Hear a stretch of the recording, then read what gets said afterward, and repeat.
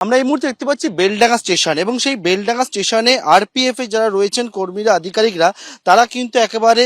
ট্র্যাকে এই মুহূর্তে দেখছেন এবং যে বিষয়টা ওনারা বলছেন যে বেলডাঙ্গা স্টেশনে যে পরিস্থিতি হয়ে উঠেছিল সেই পরিস্থিতির পরবর্তীকালে যাতে কোনো রকমভাবে কোনো অপ্রীতিকর ঘটনা না ঘটে তার জন্য অতিরিক্ত বাহিনী নিয়ে আসা হয়েছে। এই মুহূর্তে ট্র্যাকের মধ্যে ওনারা মার্চ করছেন এবং এগিয়ে যাচ্ছেন। এখান থেকে ট্রেন চলাচল স্বাভাবিক হয়েছে এবং সেই ট্রেন চলাচল বর্তমানে স্বাভাবিক হওয়ার পরবর্তীকালে যাতে আবারও কোনো রকমভাবে কোনো পরিস্থিতি যদি উত্তপ্ত হয়ে ওঠে তার জন্য মোকাবিলা করার জন্য একেবারে দেখতে পাচ্ছি যারা আরপিএফ এর কর্মীরা রয়েছেন তারা একেবারে হেলমেট, তার সঙ্গে গার্ড রয়েছে, তার সঙ্গে বডি গার্ড রয়েছে,